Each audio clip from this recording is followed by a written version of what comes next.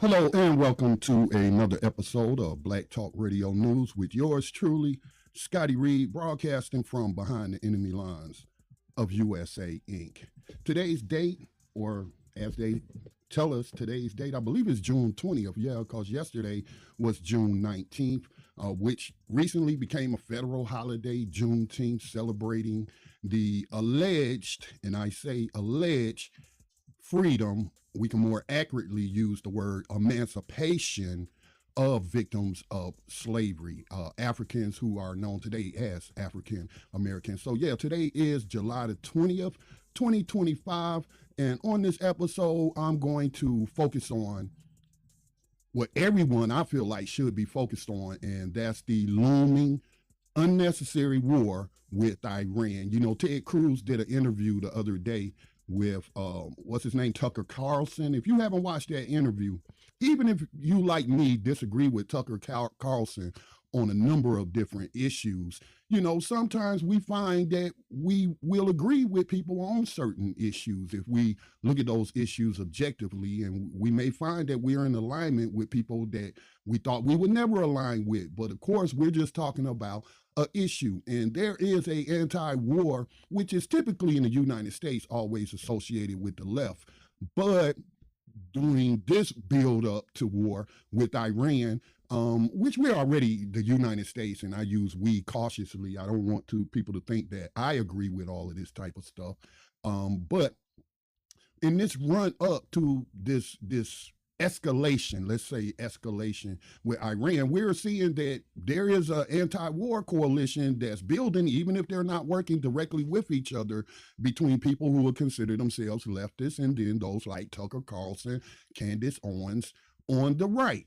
You know, and those parties agreeing that war with Iran is not a good idea, or escalation with Iran is not a good idea.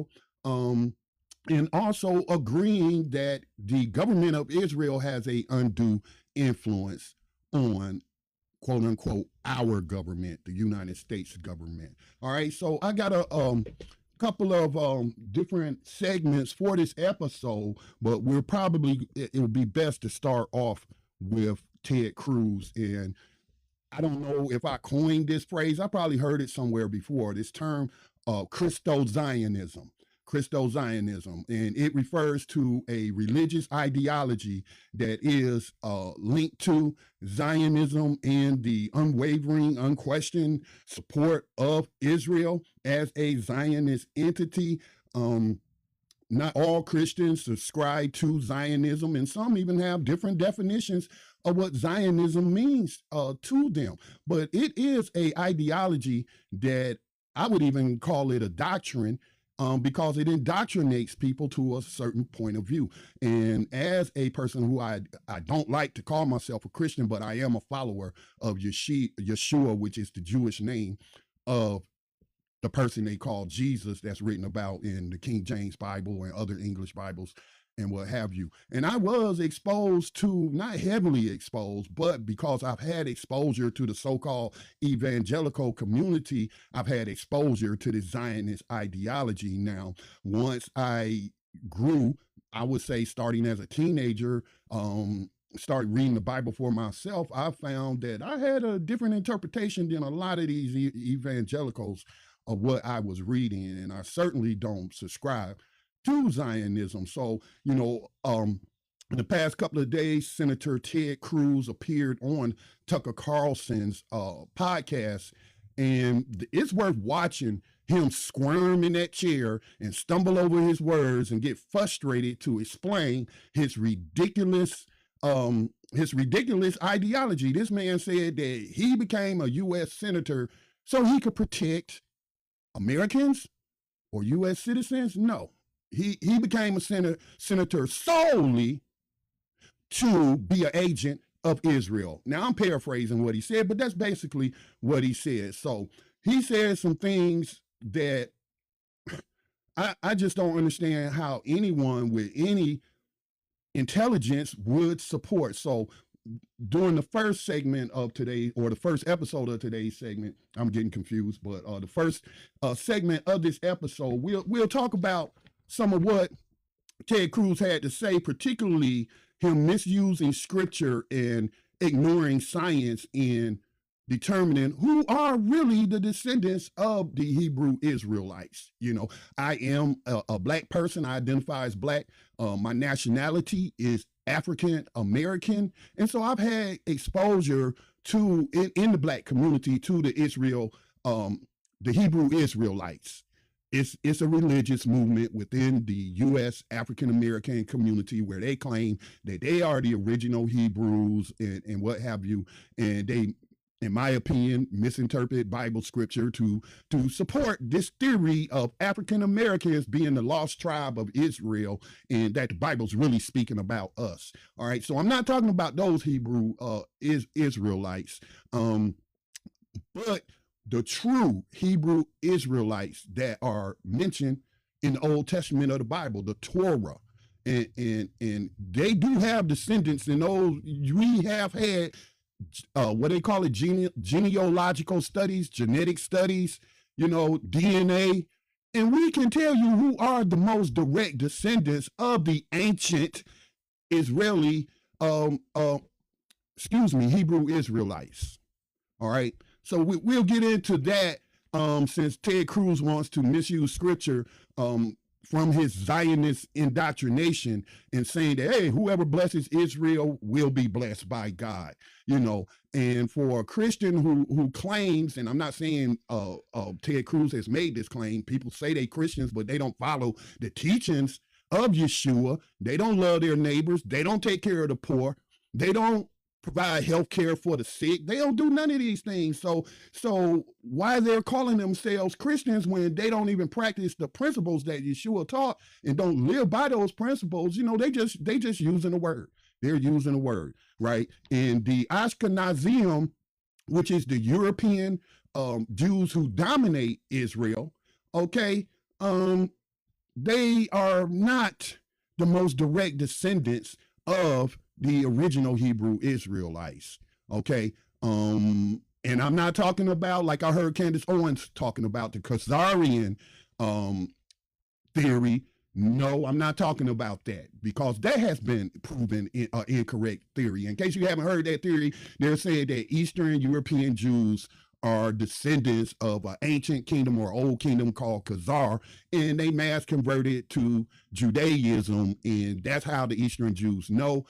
Science doesn't prove that to be correct, saying that they are really the descendants of Turkish people. No, that's incorrect, Candace, and I implore you to do more research. Okay, so I'm not talking about that, but we have ancient, or the descendants of an ancient group of population, the original Hebrew Israelites.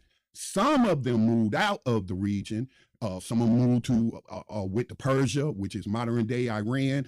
You have Jews in Ethiopia. You have Eastern European Jews, and they have names for these various different groups. So it's not just in terms of racism and white supremacy where we come up with racial classifications. All Jews do not belong to the same racial classification. Okay, they just simply don't. So I'll get into that during the first segment. And then, Tucker Carlson asked Ted Cruz, how much do you know about this country that you want to attack and do regime change and all that kind of criminality and thuggery on the global stage? How much do you really know? Do you know anything about their population? All right, so I thought it'd be nice to go over a little bit of Iranian history and demographics, because I learned something in this past week that I didn't know before, right? And that is, Iran has a link to global black history. And when I'm using the term black, I'm again using it in the context of racism and white supremacy.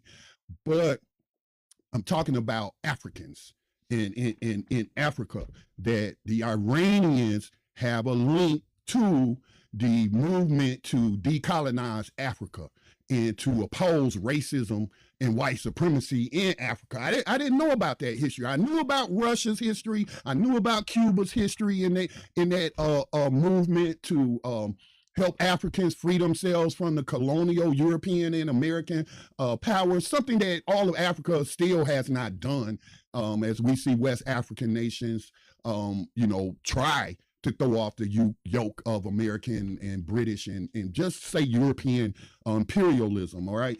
So that's an ongoing movement. But I didn't know Iran had links to that movement. I just simply didn't know, which is understandable considering I live in the United States, where if you want to attain any real knowledge, you have to study on your own. All right, because they're not going to teach it to you.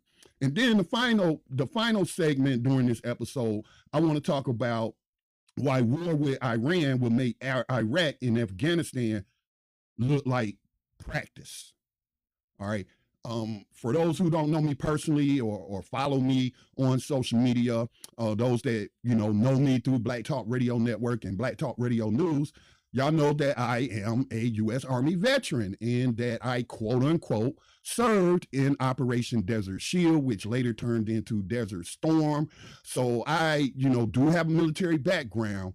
Not a whole lot of expertise except for in the field that I was trained in, which was radio communications, the various types of communications technology and what have you. But if you know me, you know I have denounced my participation in that. In fact, it was during that war while I was stationed in Saudi Arabia that I had a religious, I'm not even gonna say a religious conversion, but I had a religious clarity on which path I wanted to be on, and that's to be a follower of Yeshua. I was reading Malcolm X's biography, so I was undergoing, a political,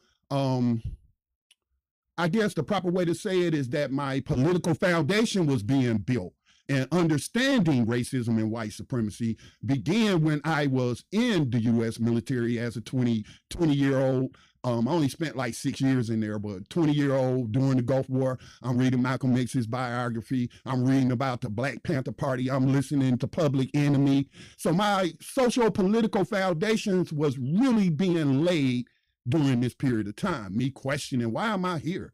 Why am I here?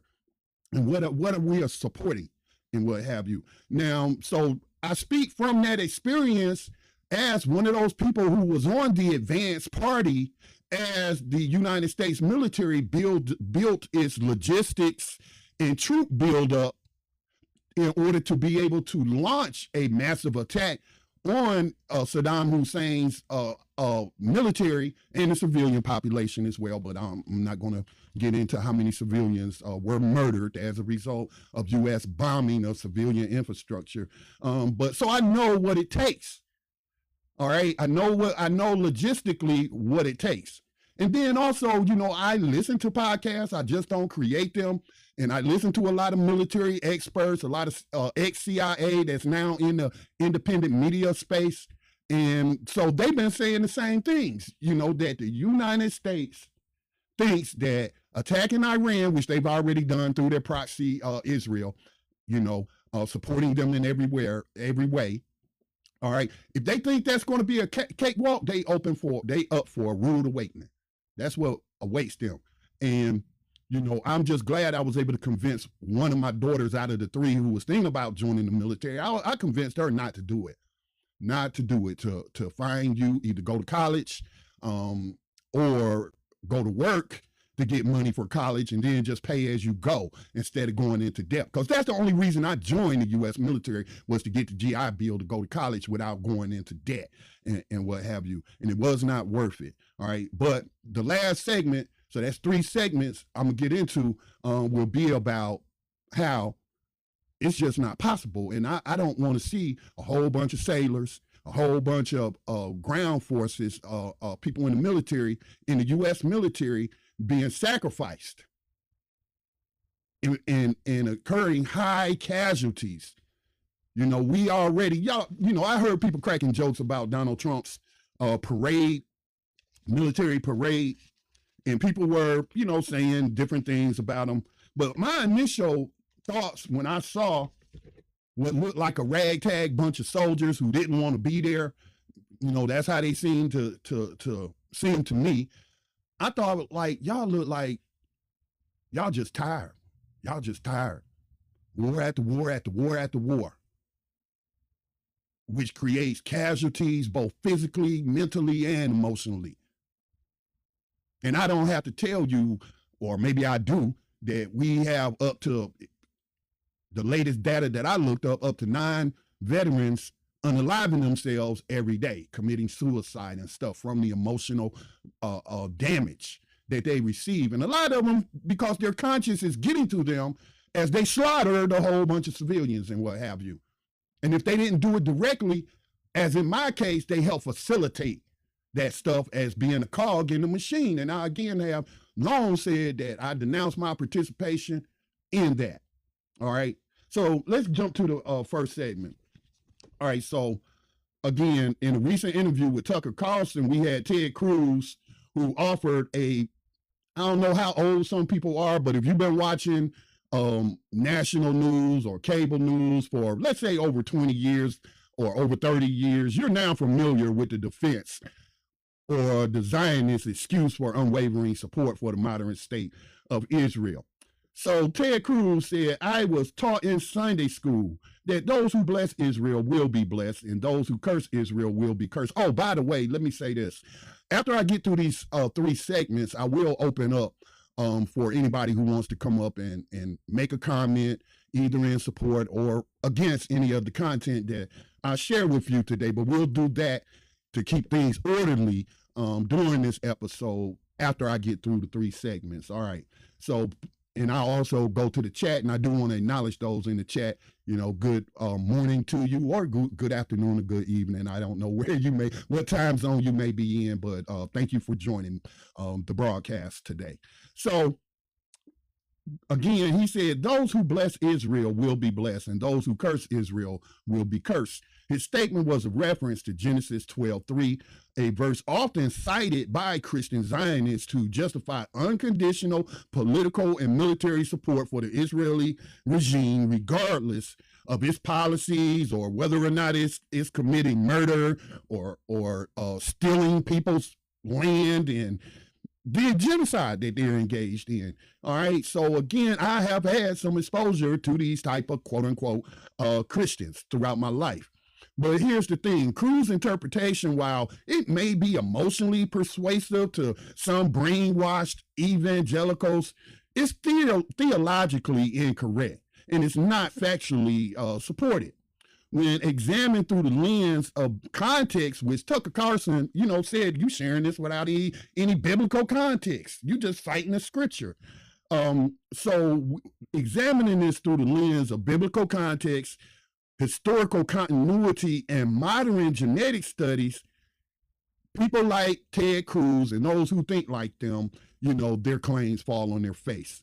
So let's get into his misinterpretation of Genesis and who was blessed. So Genesis 12, chapter 12, verse 3 reads, I will bless those who bless you and curse those who curse you. All right. Again, this is one line or one verse in a chapter. All right. This promise was made by God to Abram, whose name was later changed to Abraham, centuries before any political entity called Israel existed. Tucker Carlson pointed that out in her commentary on it. Candace Owens pointed this out. They weren't talking about the UN created modern Israeli state. Okay, it didn't even exist at that point. Israel, even as an ancient nation, didn't even exist. Okay, but it was a name that was later given to one of Abraham's grandsons, whose name was Jacob. And that's in Genesis chapter 32, verse 28. And Jacob, whose name again would later be changed to Israel, we're talking about a person. We're not talking about a nation that has yet to be established in ancient time, or certainly not the modern state of Israel. All right. So, but Jacob's descendants, his 12 sons, as it states in Genesis, became the tribal foundations of what would eventually become ancient Israel. So again, Israel as a kingdom didn't even exist. That wouldn't come to generations later. All right. So they're just incorrect.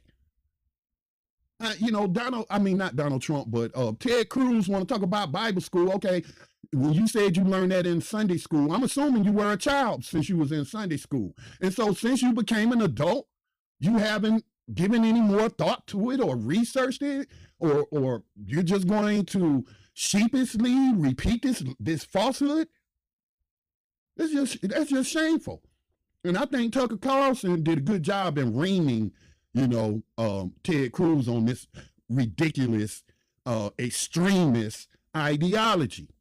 All right. So again, to conflate the modern nation state of Israel, which, if you don't know, wasn't founded into 1948, after at the time you had these Jewish gangs who had came from Germany initially. They saw that the Nazis was coming to power, and the ones that had money and they were like, hey, let us just leave and let us take our wealth with us, and we'll go to Palestine, where they went and was welcome, and then over the years became terrorists.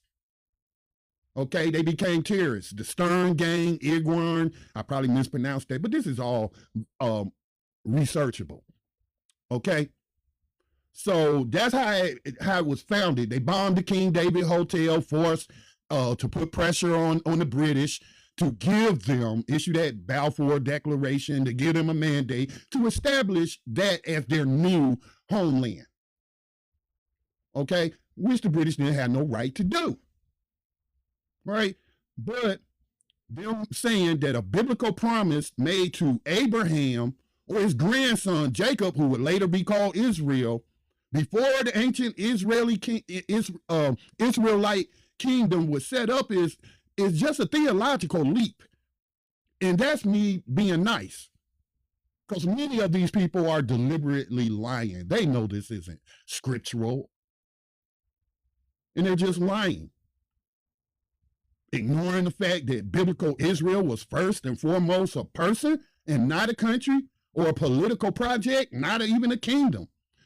This conflation forms the theological backbone of Christian Zionism, a belief system born not in scripture, but in 19th and 20th century Western geopolitics. Zionists infiltrating Protestant Christianity and making allies of some of these pastors and theologians to pervert scripture, to align with their interests in taking over Palestine. All right. So let's get into who are the true descendants of the ancient Hebrew Israelites, the true descendants of Abraham and his 12 sons. All right. There is genetic and historical continuity to tell us who those descendants are. Now, modern Palestinians, according to genetic, linguistic, and archaeological evidence, are largely descended from the ancient Semitic people who lived in the Levant for millennia, which includes Canaanites, ancient Israelites, and early Christians. Studies published in Cell, that's the name of the publication, CELL, this was published in 2020, and then in the publication Nature Communications in 2017, show that Palestinians and other Levantine Arabs have direct genetic continuity with populations that lived in the region during the Bronze and Iron Ages, the time of the Hebrew patriarchs. These are the same people that we read about in the Bible. Okay? And I only became aware of this year. There is a guy on TikTok, Roy Castanella. I'm probably mispronouncing his names, but he's a historian. And he be giving lectures, and they'll post clips of his lectures. He's the first one that got me to look into this further. And he said that the ancient Hebrew Israelites never left. Did some get expelled during the Christian, what do they call it, crusades? Did some get expelled? Did some get carried off to places like Persia, where their descendants still exist, in Iran? Did some get dispersed to other areas of the Middle East, like Iraq and other places? Did some migrate to Europe? Yeah, but we're talking centuries and centuries ago. All right? Now, let's talk about the dominant population group in the modern state of Israel. They're Ashkenazis, right, which are distinct from Sephardic Jews, Ethiopian Jews. Clearly, you can look at an Ethiopian Jew and an Ashkenazi Jew and clearly see one's white and one's black or African descendant. One's European and one's African. You can clearly see that in some Jews in Palestine are Arab. In other parts of the Middle East are Arab. All right? So not only phenotypically can we see on the outside, but let's acknowledge that the genetic homework has already been done in identifying who is who and who are the more direct descendants of these ancient people. Okay, so in contrast to the Palestinians being the most direct descendants, we had these Eastern European, which today in the modern world, they're in America, they're in Australia, they're in Canada. I shouldn't say America because that refers to North and South America, but the United States and different countries in Europe, they're phenotypically white presenting. These are the, like, let's say, for example, now I'll say that example for later. Ashkenazi Jews, who make up the majority of Israel's Jewish population today, trace much of their ancestry to Europe, where they developed as a distinct community during the Middle Ages. So we're talking centuries. While they do retain some genetic markers tied to the Levant, particularly through paternal lines, that means males, significant portions of their ancestry are European, reflecting centuries of intermarriage with other Europeans, showing this migration and cultural assimilation of those early Levant Jews who left the region and went to Europe, who then married a bunch of white women. And that is how their numbers grew in Europe as the white segment of global Jewish identities. All right? So centuries and centuries of them marrying Europeans is going to result in what? European DNA. And that original Middle Eastern DNA is going to keep getting diluted and diluted and diluted with every generation. Let me put it this way. Here's my example. Y'all know that Donald Trump's daughter, Ivanka, right, married Jared Kushner. Both of them are white presenting, right? They're white. Just because she married him and converted to Judaism doesn't make her any less Caucasian, doesn't make her any less white, doesn't make her any less German, any less, what's their other lineage, the Trump family, Scottish. I think Trump's maternal or his paternal grandmother was Scottish. It doesn't change their phenotype. Doesn't make them any more Jewish than anyone else who converts to a religion. But we're talking genetics. Ivanka Trump is not genetically linked to the descendants of Abraham. Let's just keep it real. Now, I'm not saying that these people's Jewish identity is illegitimate or not. A lot of them are deeply religious, especially the ultra-Orthodox. But the ideal that Zionism pushes, which I call white supremacy, Malcolm X said Zionism is white supremacy, and that's really at the core of what this conflict is about. But the ideal that they are the sole heirs of Abraham's covenant is not supported by genetics or history.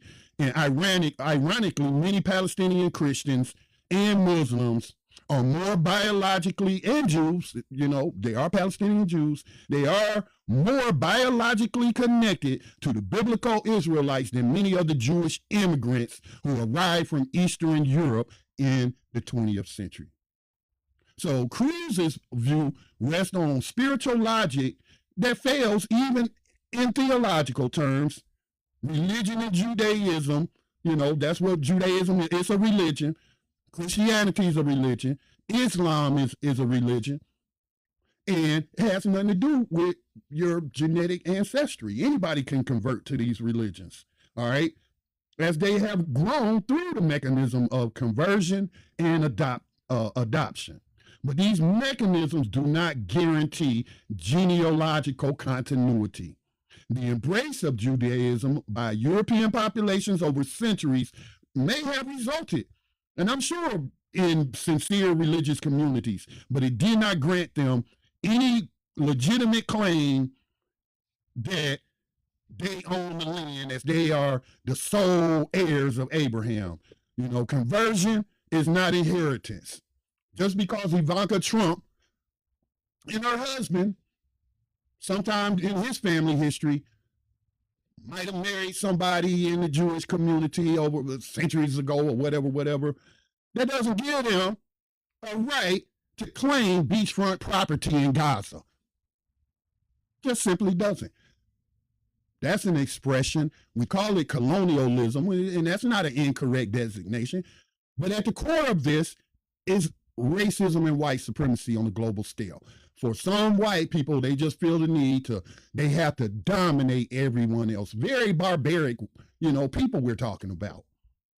Very barbaric, right? So, just because you converted to something doesn't mean that you have some kind of biblical inheritance because you converted to something, or Torah inheritance or Zionist inheritance. Because Palestinians did not convert into a region. They didn't convert. They weren't converted to become inhabitants of a land. They are the indigenous inhabitants, Semitic speaking and rooted in the land for thousands of years, regardless of whether they today identify religiously as Muslim, Christian, or even secular. And this matters because Cruz's and people like him, their remarks are not just theological musings.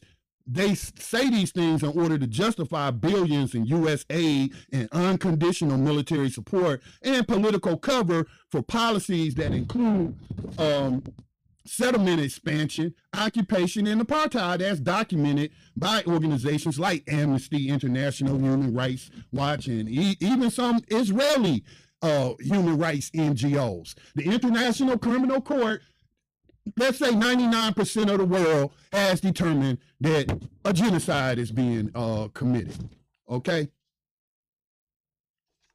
A genocide is indeed committing, and people like the Zionists will try to confuse some of us ignorant Christians by citing scripture out of context. That's all I want to say. And I'm glad that Tucker Carlson handled it in the way that he handled it, because we're supposed to have a secular government, right? And this guy should be impeached. This guy should actually be brought up on treason charges. He might be an Israeli spy. I'm talking about Ted Cruz. For somebody who takes money from AIPAC, millions of dollars, who says, without breaking a sweat, without stumbling over his words, that he's Israel first, how can anybody tolerate that?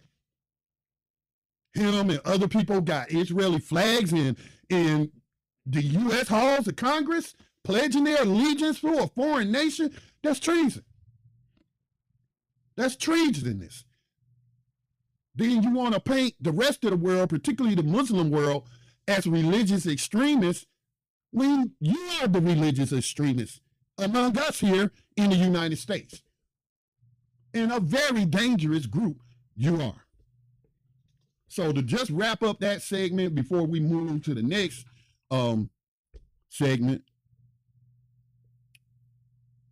people like Donald Trump too, but Ted Cruz and other Zionist Christians, I call them Christo Zionists, they are complicit. Let's just say complicit in this white supremacist project of ethnically cleansing that region. In case, one of the things that came up in my mind as I was preparing for this episode was, remember those white supremacists was in Virginia talking about Jews will not replace us, Jews will not replace us. Jews ain't trying to replace white people because Ashkenazi Jews are already white, okay? Jared Kushner and others are already white. Benjamin Netanyahu, who's from America, from the United States, is already white. These people are already white, so they ain't trying to replace you as a white group. Who they're trying to replace is the most direct descendants of the ancient Hebrew Israelites. That's why they're doing war crimes against the people of Palestine. That's why they wiped out that Palestinian fertility clinic that held all those embryos and eggs and what have you. That's why they've been bombing over 26 hospitals they've destroyed. You know, when I was in the military, remember that fake story that came out about Iraqi soldiers going to Kuwait and going in the hospital and taking babies out the incubator and throwing them on the floor and stomping their brains out and what have you? Remember that? That was fake news. That was fake news. But they used that as justification. But guess who did go into a maternity ward and murder a bunch of babies in an incubator? IDF soldiers. War criminals. Their crimes are well documented. We got video evidence. Hell, they're posting the evidence themselves. Okay? So, in conclusion, people like Cruz and that Zionist so-called theology may reflect their Sunday school indoctrination, but it doesn't withstand serious scrutiny. Scripture, history, and science and DNA evidence all reveal a much more complex reality, one where the indigenous Palestinians are not curses, as he implied, to be punished and wiped out of existence, but they are living testaments to the region's ancient heritage. So, blessing Israel in a biblical sense may actually mean acknowledging all of Abraham's children and confronting the injustice being committed against some of them in his name. Again, these are the white, phenotypically white, European, American, Canadian, Australian, where all these white countries that they have residence in and are migrating to Israel. And in support of this genocidal rampage, they're trying to replace them. Palestinians are the descendants of the Hebrew Israelites. So, as I stated, I'll go on and move to another episode. But after I get through this episode, I'll check out the chat, see if there's any questions, if anybody's in there other than Zionist trolls and what have you. But Ted Cruz, I'll open up the line, so to speak, and y'all can come up. I'll enable that feature. Ted Cruz was again asked by Tucker Carlson, how much do you know about Iran? Do you know its demographics? Do you know its history? What do you know? So on the second segment of this episode, I want to talk about Iran as a nation of ancient roots, a diverse population, and a Muslim revolutionary legacy. All right, so let me turn my attention to that since many of us in the U.S. are ignorant. Some of us are willfully ignorant. We think that nobody else has a history except for us. We're not taught world history, not true world history in the curriculum, K through 12, you know. So I want to turn my attention to that because they are often vilified in the U.S. media across the board, whether you're looking at liberal media or conservative media. That's one thing they agree on is white supremacy on a global scale, all right? So, but Iran for decades have been vilified in U.S. media and with these foreign policy think tanks and people like that. But they rarely talk about its rich cultural history. So let's talk about the people, for example. Some of the demographics of Iran. Iran is home to about 88 million people as of 2025. I heard some people say 100 million. making it one of the most populous countries in that region of the world. It's often portrayed as a monolithic Islamic theocracy, but the population is ethnically and religiously diverse. All right.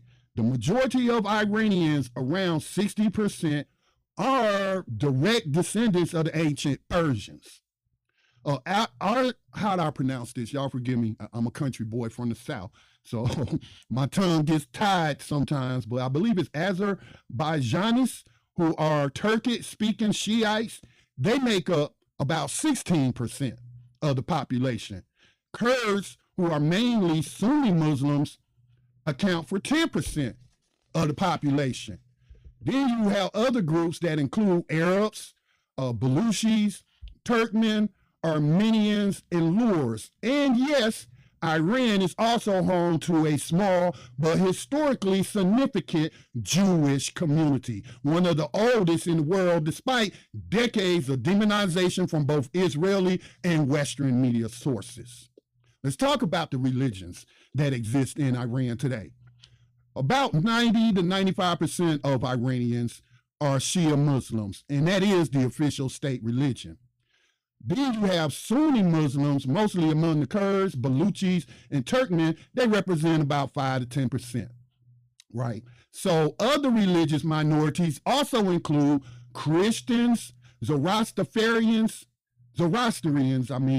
Jews, and followers of the, I don't know how to pronounce this word, is Baha'i faith. And even though that minority group does face religious discrimination, but these groups, Iran's constitution does recognize Judaism, Christianity, and Zoroastrianism as protected religions with parliamentary representation. That's not the picture that you hear from these so-called Christian Zionists, these evangelicals. That's not what you hear from mainstream media. No, what you hear is they're all a bunch of Muslim extremists. That's what you hear. But the truth is the facts that I just laid out to you. And these things, if I could research them, these mainstream or cable news producers could do the same. But they're not interested in producing objective media.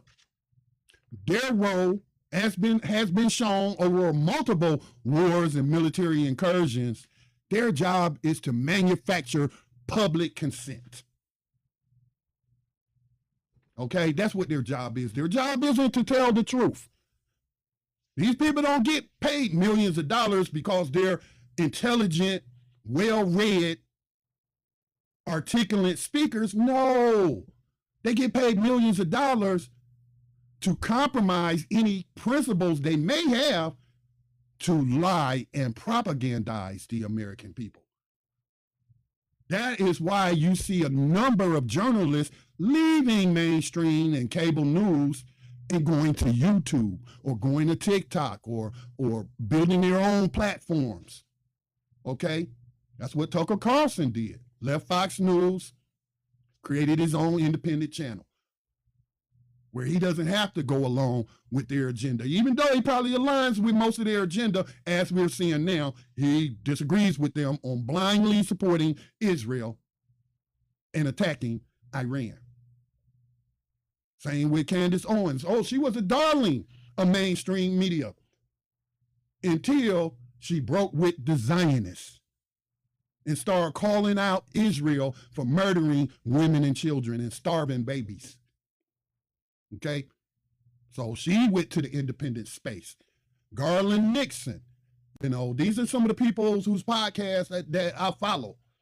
Not so much Tucker Carlson or Candace Owens, but if they have a topic I'm interested in, I'll tune in. I don't limit my source because I'm not looking to be indoctrinated by anyone. I'm looking for diverse opinions and insights in order to inform my own. Right? So that's why we have a growing independent media. My network, BlackTalkRadioNetwork.com, has been around since 2008. November will be our 17th year in producing media, targeting mainly Black people, but the issues we talk about you could say apply to everyone and affect everyone. because many of these issues intersect with other issues and stuff other people are going through. But so that was the different religious diversity that you have in Iran that they don't never tell you about. Same way they do the Palestinians. And these evangelicals stood back and said nothing that some of the oldest Christian churches in history, like in Bethlehem, were destroyed by the modern state of Israel. So they don't tell you got Palestinian Christians. They don't tell you about the Palestinian Jews who never left and were always there. All of them, you know, whether they're Christians, Muslims, or Jews today, are still the descendants of the ancient Hebrew Israelites and Canaanites that some of us talk about or have read about in the Old Testament of the Bible. And let me make this clear. I'm a follower of Yeshua. I do not blindly believe everything in the Bible, particularly in the Old Testament. I certainly don't agree with the genocidal rampage that they talk about Moses went on, killing people and whatnot to take their land. That's who these modern Israelis model themselves after. I know the Bible, as we know it today, comes from different scriptures, different books, different letters, and white people put it together. For me to practice my spiritual beliefs, all I have to do is treat other people the way they want how I want other people to treat me. I need to treat them that same way. If I want to be treated fairly, I need to be fair in my dealings with other people. Right? If I don't want to be lied on, then I shouldn't lie on other people. If I don't want to be gossiped about, I shouldn't help spread rumors and gossip about other people. To me, that's simple. That's easy. Yeshua said the two greatest commandments is love God the Father with all your heart, and then love your neighbor as you would love yourself. Said all the law and the prophets hang on those two commandments. So that's how I keep myself from being indoctrinated and confused, and just how simple it is to follow those principles. That doesn't mean that I allow people to mistreat me or walk all over me no. If I'm gonna stand up for other people that's being mistreated, damn right, I'm gonna stand up for myself. So Iran is an ancient civilization whose roots go all the way back. I mean, it's one of the oldest continuous civilizations in the world. All right. Dating to the Elamite kingdoms around 3200 BCE. The Achaemenid Empire, founded by Cyrus the Great in the 6th century BCE, was not only vast but innovative, introducing ideals like religious tolerance and human rights, which are carved into the famous Cyrus cylinder. Iran has been invaded and ruled by Arabs, Mongols, and Turks over the centuries, but it's always preserved its Persian language. Now, let's talk about democracy. You know, the U.S. always lying, talking about they are spreading democracy. Funny how that always end up with a dictator in power, a right-wing dictator at that, a genocidal or murderous one. It's funny how that always works out, right? But again, that's what you'll hear to justify, you know, overthrowing other nations as if you have the right, as if somebody gave you some kind of authority to do this. All right, give me just a second. Let me extend the broadcast as it was about to go off.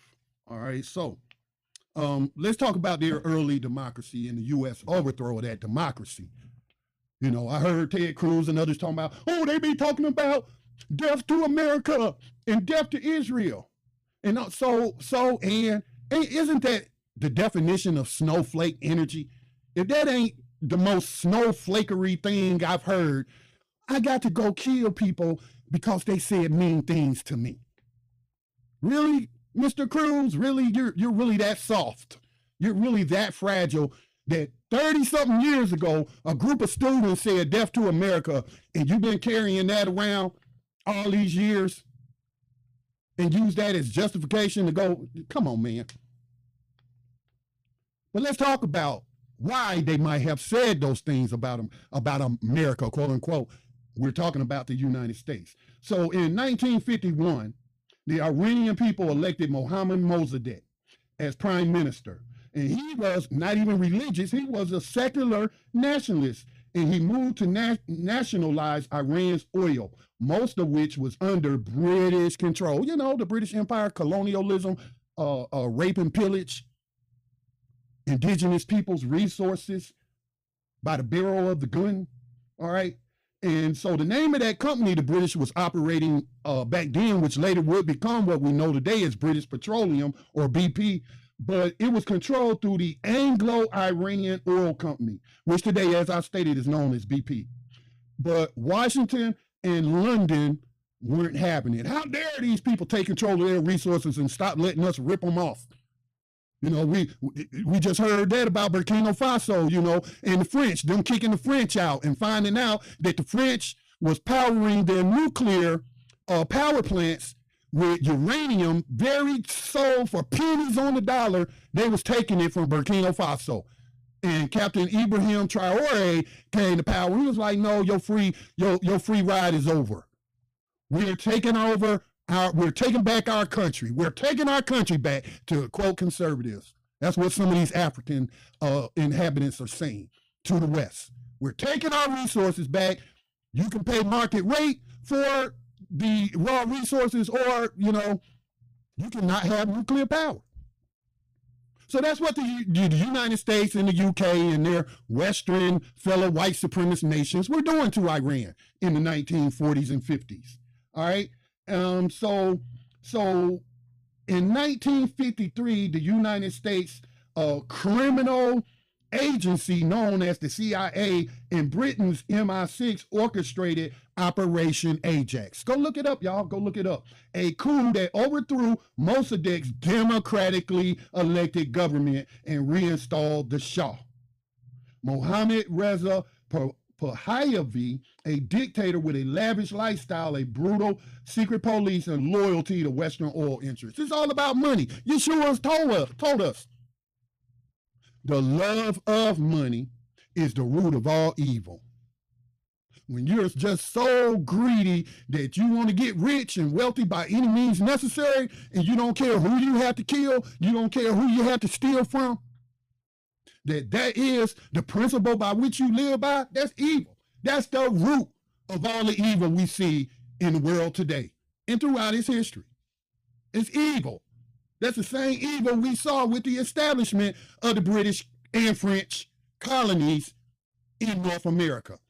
And then later the expansion of the United States from those 13 colonies from the Atlantic to the Pacific Ocean. Murder, steal, kill. That's how the United States was built. That's how it acquired the territory that it now claims. All right. So if that happened to you, if your democracy was overthrown, if a foreign power had been supporting a brutal dictator that had tortured you or your family members and other people in your community, that was not recognizing your freedom to voice dissent, and instead had secret police spying on you to then kidnap you and take you to a torture site, after you complete a successful revolution, what did they expect them to say? God bless America? God bless Israel? Is that what they expected them to say? No. They said death to their enemies. And how often do we hear Israelis in these U.S. politicians using that same language when they have been the aggressors? The number one reason or impediment to global peace. All right. So here's how it connects to Black history that I just found out this week and had to research it. But this is what their connection to Black history. And when I say Black history, I'm talking about in the context of global racism and white supremacy. But it's more accurately talking about South African history. Right? And since the Black community and other communities, but primarily the Black community in the United States, supported overthrowing or destroying the racist apartheid government of South Africa, and we played a role in it. So it's part of our collective history, and Iran is part of that. So after that revolution in 1979, culminating in 1979, they had a realignment in terms of their foreign policy. Because beforehand, the US-backed and UK-backed regimes were supporting racist apartheid South Africa, were supporting racist apartheid Israel. In fact, Israel and South Africa were allies. Okay? I could be wrong about this, but I believe that's how South Africa might have got a nuclear weapon, was from the Israelis, who stole the technology from the United States. Right? So anyway, in 1979, after years of organizing protests and brutal repression of these movements, the Iranian Revolution overthrew the US and UK-backed Shah. Out with the monarchy, and in came the Islamic Republic of Iran, led by the Ayatollah Khomeini. This new government, while religious in nature, made some radical political choices, considered radical at the time. They cut diplomatic ties with Israel, calling it an apartheid regime. They denounced the Shah's cozy relationship with apartheid South Africa and withdrew Iran's support, including the flow of cheap oil that once powered the racist South African regime. They shifted their support, material, rhetorical, and spiritual support towards liberation movements, including Palestinian resistance groups and others resisting Western occupation and Zionist expansion. That's their history. That's why these modern politicians today hate Iran. It's not a legitimate fear they have of Iran. They're lying and making up stuff.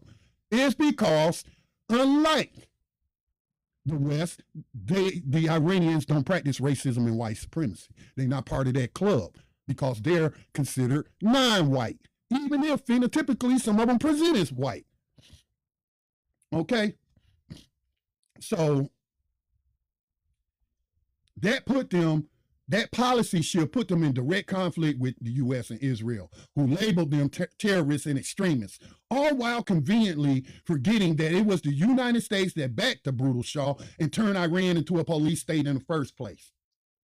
Now, again, I think it's very snowflakery to whine about Iranians. Again, this was 30 years ago. I haven't seen anything recent of them chanting death to America, death to Israel. And if they did, so what? But it was over 30 years ago. Young people, students, who were saying that after they removed the boot off their necks. And so these people saying this is a reason we got to go to war because they hate us. What did George Bush say, the really dumb one, say? They hate us for our freedom. We're one of the most free societies in the United States. In case you didn't know, the United States never stopped practicing slavery. They just changed the format. But that's a episode for another time. All right.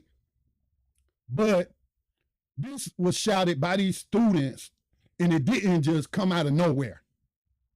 They watched their democracy be crushed, their oil stolen, and their people tortured, all with U.S. support. The chant was never about Scotty Reid. They wasn't talking about me. I was just a kid at the time in the 70s. I think I was in the 7th grade in 79 or whatever. They weren't talking about Joe Smo, living under a highway underpass in Atlanta somewhere. No, they weren't talking about average Americans. They were talking about those who say they represent us, elected and appointed officials. That's what they were talking about. That's who they were angry with. It was about the United States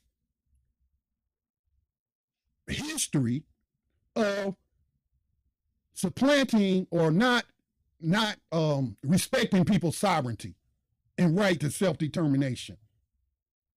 Okay? So 50 years later, really, Ted Cruz and others are acting like they got hurt feelings over these chants to justify war and sanctions. That's not the way you conduct foreign policy. What that is snowflakery. That's what the heck that is. That really makes you look weak. Oh, he said a bad word to me, or he said something mean to me. That's what that is. Wow. And the last thing I'll say about this on this segment, and then I'm going to take a short break before I go into the last segment and then open up the lines. so to speak, is Iran perfect? No. But name a country that is. Name a person that's perfect. Everybody got flaws. You put something under the microscope, you got flaws. You'll find those flaws. But in a geopolitical context, ain't nobody worse or more evil than the United States, the United Kingdom, and Israel, and all their little allies. Nobody's more evil. Nobody's done more evil throughout the world. They just have a very powerful propaganda machine, and then plus they truly don't educate. We truly do not educate our students here in the United States. We indoctrinate them. So Iran is an ancient country with a rich history who are simply exercising their right to self-determination and sovereignty. It's a country with deep roots, diverse people, and a long history of resisting foreign domination, and not only resisting it themselves, but helping others to resist all this evil that we see. So the more we know, the more we do independent study, the less we will fall for this war propaganda.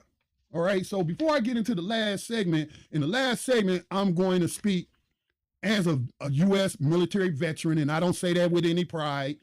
You know, you don't have to thank me for my service because it wasn't in service to you. It was in service to the oligarchs that control this empire. I didn't know it at the time, but I figured it out while I was sitting over there in Saudi Arabia during the Gulf War. And after I came back, I was out within a year. But I'm going to speak to this fantasy that these people we see on television, this fantasy that the Trump administration has in thinking that you can do to Iran what was done to Iraq and Syria and Libya. You caught a lot of them countries off guard, but those countries also were not preparing for such an invasion or an attack for 40 years. So I'm going to take a short break. You need to use the restroom. Now is the time to do it. I'm going to take a short break, and then I'll just cue up some music. I'm going to grab some water, and let's say we'll give it about 4 minutes, and then we'll come back. You're listening to Black Talk Radio News with Scotty Reid. I am he.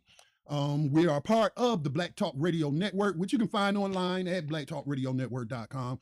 Our podcasts are distributed just about on every major podcast distributing platform out there. You even pull us up on Amazon. Just tell who's on Amazon. Siri, is it Siri on Amazon or whatever? You just tell them, hey, play the latest podcast from Black Talk Radio Network. And in the next few months, that network, which has been in existence for 17 years, we're undergoing some, let's call it technological upgrades and what have you. All right. So with that said, I'm going to take a break, and we'll be back on the other side, get through with this third segment, and then I'll open up the phone lines.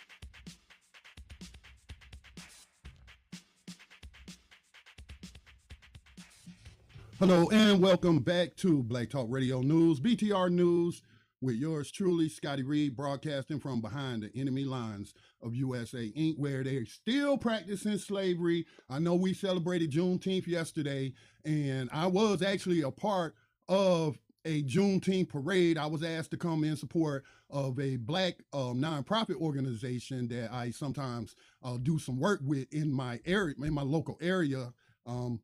And so, although I'm a part of that, I always make sure I tell my fellow African Americans that, hey, we have a job to finish. That our ancestors, a lot of them, after the Civil War, with the passage of the Reconstruction Amendments, a lot of them were illiterate.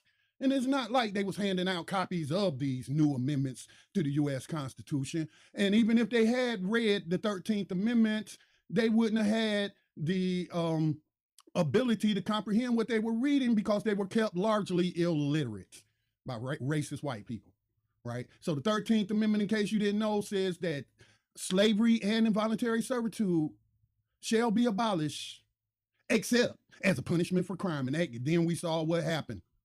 All that terrorism and what they call mass incarceration, which is really just a continuation of slavery under another name. There's a book by that name.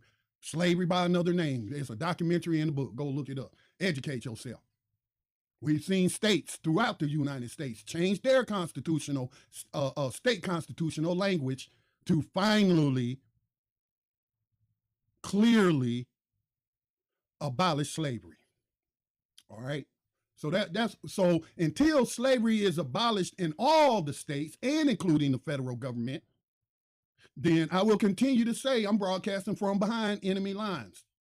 And while people who look like me are disproportionately represented, I care about all the modern victims of slavery. I don't want to see anyone in slavery. So the only thing we have different than pre-Civil War is now we got slavery for all. It ain't just for black people anymore. That's what we have going on in the United States. Now, let's jump into the final segment of this broadcast. Let me get my show notes. Why a war with Iran would make Iraq and Afghanistan look like we was on the playground. And what I mean by that is that, because I don't want to be insulting. I don't want to be insulting to Iraqi soldiers or soldiers who are fighting, resisting America or the United States and Afghanistan. I don't want to belittle them or anything like that.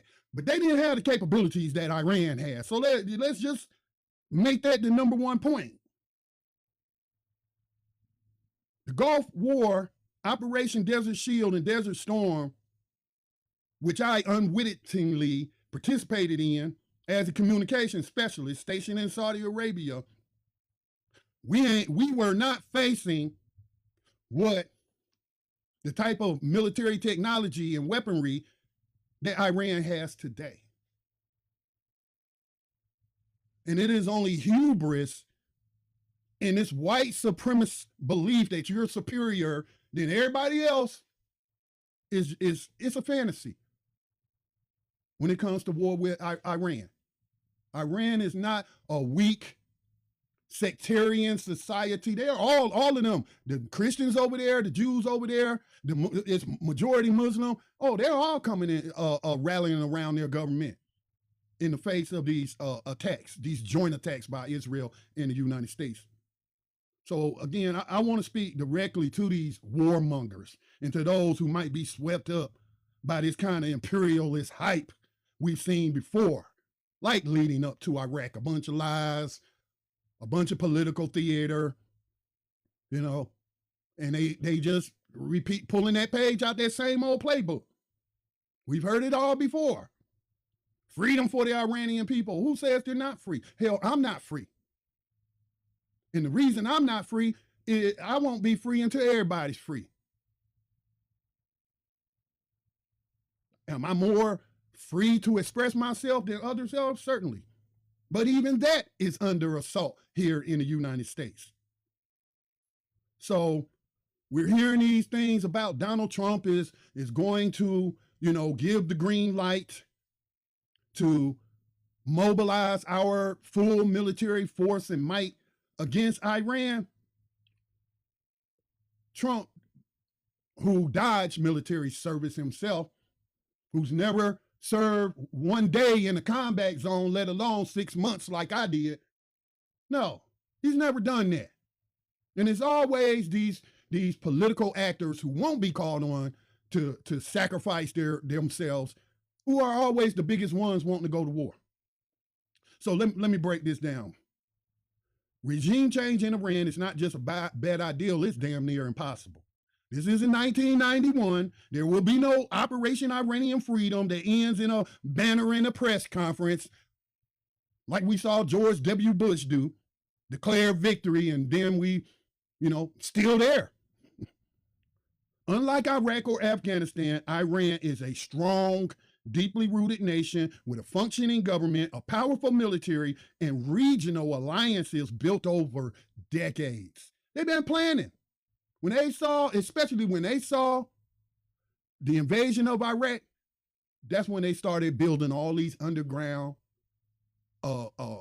facilities, not only for their nuclear program, but for their ballistic missile program. These people have been developing, producing, innovating missiles for about, how long ago was Iraq war? About 30, 40 years ago. All right? So they've had time to prepare.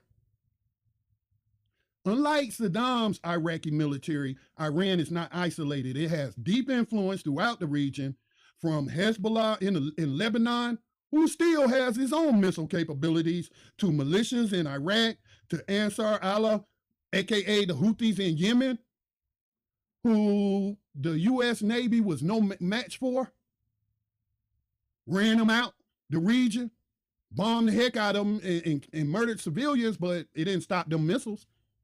Yemen's still firing missiles at Israel. Okay?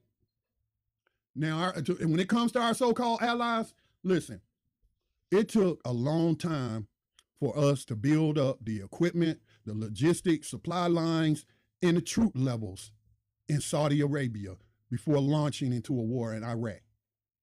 All right, it took a long time, a tremendous effort, and what have you, and that's not possible today. In case you haven't heard, Iran and Saudi Arabia have a peace agreement with each other that was brokered by China. Saudi Arabia may not want its oil fields taken off the map. And I doubt if the people in authority in the House of Saud, I forgot that guy's name. I'm not even going to try to recall it, but the prince that's really running things over there now. I don't think he's going to open up his country for all these U.S. troops. In fact, that's what kicked off a lot of the what they call religious extremists, because they didn't like the fact that U.S. troops were in the quote-unquote Islamic Holy Land, with Mecca and everything being there. All right? I don't believe, and they've given no indication that they'd be willing to host such a contingent from the United States. And it's not like Iran wouldn't see it coming. You've already attacked them. You think that they're going to sit by, and I remember when I deployed to Iraq, I was stationed at Fort Huachuca in Arizona at the time. And so I was part of the convoy because I was put on early deployment, some of the first troops to be sent over there. And we drove all our equipment to Southern California to put the equipment on ships like that. And I know a few, I remember the guy who had the company equipment on the ship to take it to Saudi Arabia. And then the rest of us, we flew over there by commercial airlines, right? So you think Iran's going to let you offload that equipment? Their missiles can reach anywhere in the region. They think you do. And Saddam Hussein had the Scud missile. He did hit. I remember because when we first got in country, we were staying on the docks and warehouses on the docks, sleeping on cots with mosquito netting. And it was hot as hell. And Saddam Hussein lobbed a couple of Scud missiles and hit one of those. Well, guess what? Them Scud missiles don't even compare to what Iran got in terms of military ballistic missiles. All right. So if the U.S. tries to launch a full-scale war, Iran's not just going to sit back and let you build up no forces. It'll strike. It'll do what the West calls preemptive strikes. That's what will happen. You know, one of those hypersonic missiles can totally take out one of those U.S. naval destroyers. It can take it out. They've already shown that they are able to overwhelm Israel's missile, you might as well say the United States missile defense systems, air defense systems, the THAADs, the Patriot missiles. You know, they give them these names like the Iron Dome and David Sling and blah, blah, blah. Those things aren't working. They're not able to shoot down every single missile that comes through. And then some of these missiles are dummy missiles meant to deplete those air defense batteries of missiles. Greed and capitalism will cause us to lose that. Not us, but those who want to go to war. It'll cause them to lose that war. Because these systems and individual missiles cost millions of dollars.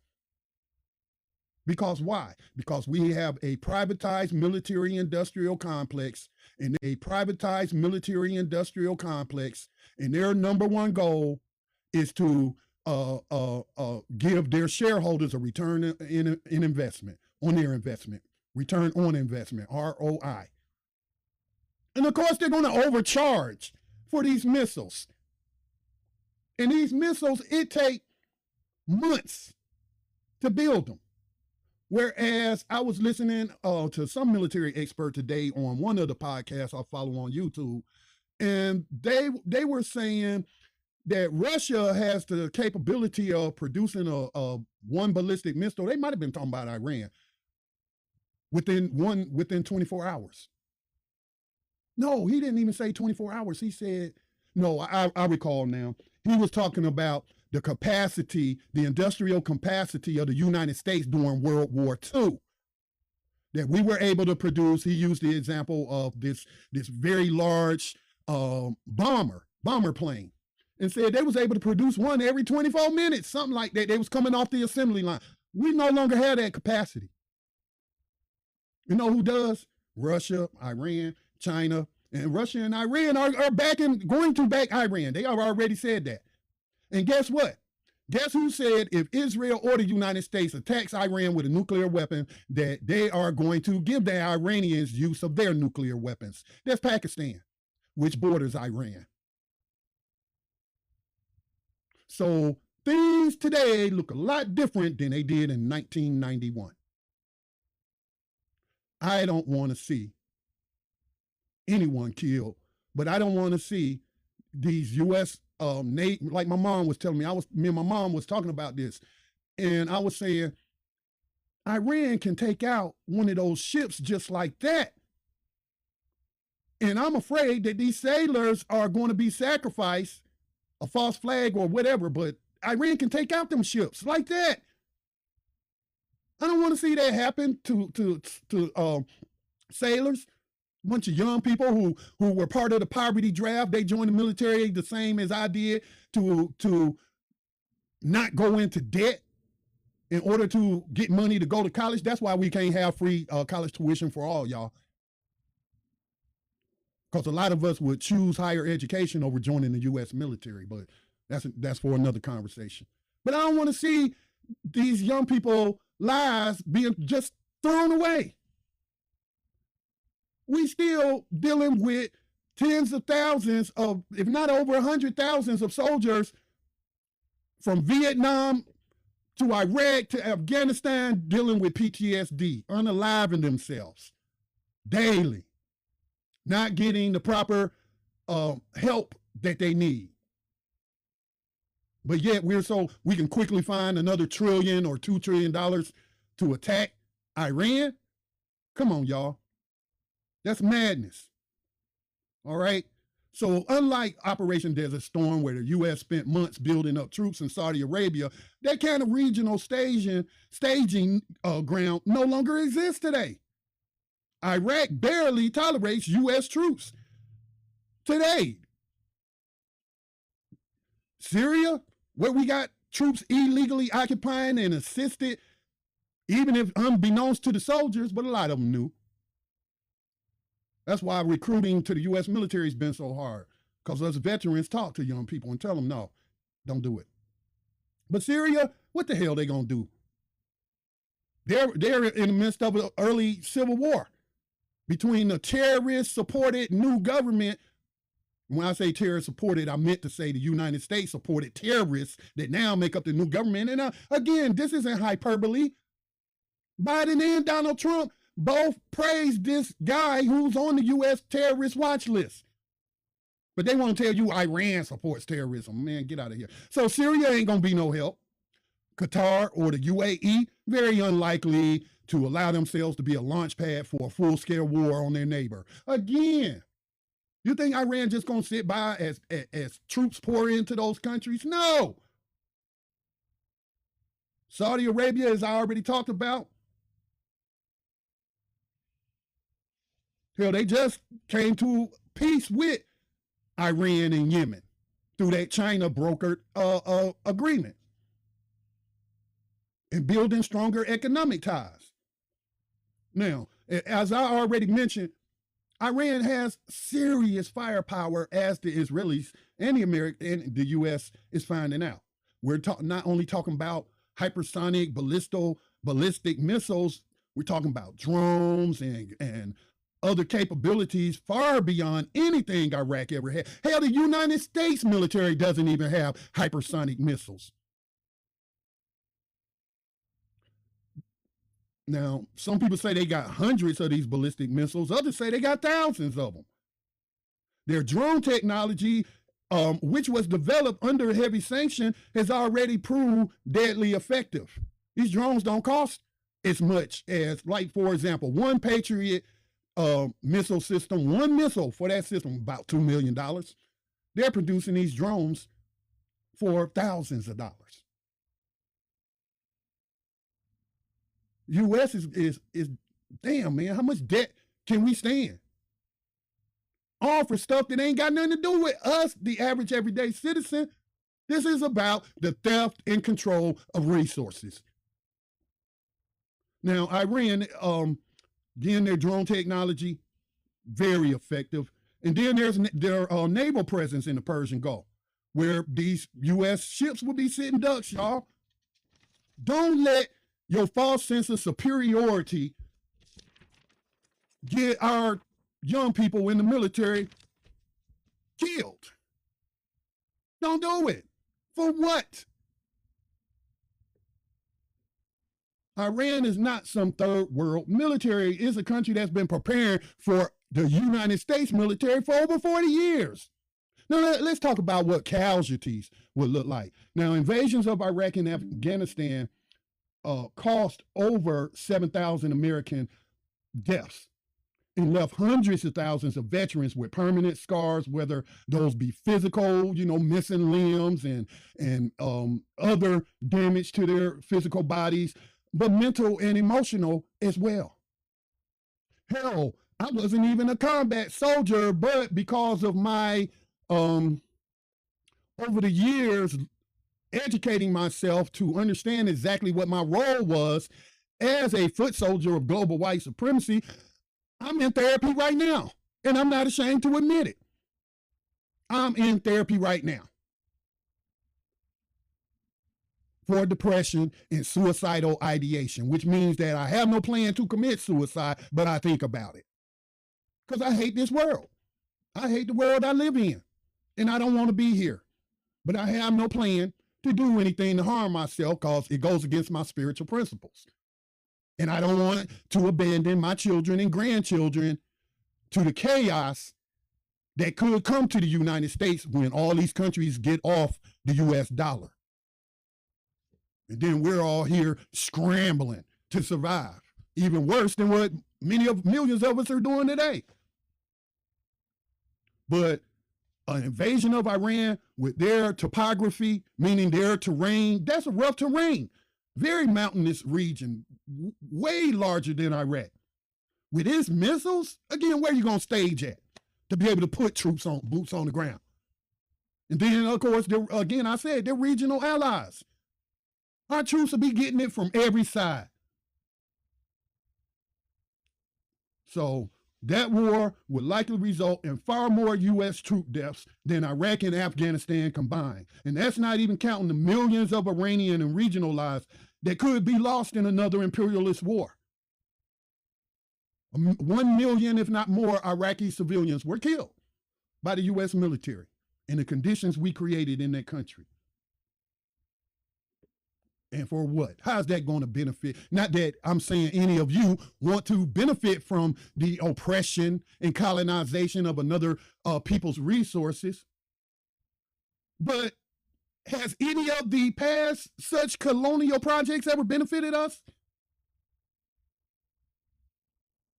Or are we all, or the majority of us, one medical emergency or crisis away from bankruptcy? We got millions of homeless people, families in the United States with millions of empty homes. The people who run this type of stuff don't care about us. So why would you sacrifice your life or your children's lives in these wholly unnecessary wars, or unholy? So Iran isn't the aggressor here. They've damn near surrounded Iran with bases, but really, we don't really have that big of a troop levels in the Middle East right now. So if Trump or any president tries to take us into another war, and especially one with Iran, if you care about the United States, if you truly care about its people, and I'm speaking of the regular people, then you must resist this. You must speak out against it, because we already know how it's going to end. The United States in trillions or more dollars of debt, dead soldiers, dead civilians, and another failed state. They're telling the same old lies. So I'm going to go ahead and I'm going to enable the broadcast to be able to let people join. I'm still not that familiar with how TikTok Live works. Okay, here we go. All right, manage guest, invite introduction. Okay. All right, anybody wants to come up, you're more than welcome to. Perhaps you might disagree with me. Perhaps you might agree with my anti-war position. All right. Maybe you have some insights that you would like to share, some experiences that you would like to share. You can certainly do that by requesting to come up. Let me see if I got anybody. I don't like to waste a lot of time. Waste my time. I'm a hard-working person, man. And I need to be out in them streets making money. So, all right. So anyway, I want to thank those who came through, showed some love and what have you, and those who kept open minds to be better informed, because you're not going to get the truth from mainstream media. You're not going to get the truth from these corporate news propagandists, because they're aligned with the oligarchs and those who stand to profit. So I hope, you all will join me in protesting this. Write your Congress people, write your senators, write Donald Trump and tell them, hell no, we won't go. We not finna shed no blood for Zionism. Focus on developing the United States and providing for us. All right. So I'm gonna go ahead and close it out. Peace and blessings to everyone out there. And just be mindful, especially if you live in the United States and you look like me, be mindful that we are behind the enemy lines of USA Inc. All right. Peace and blessings to all.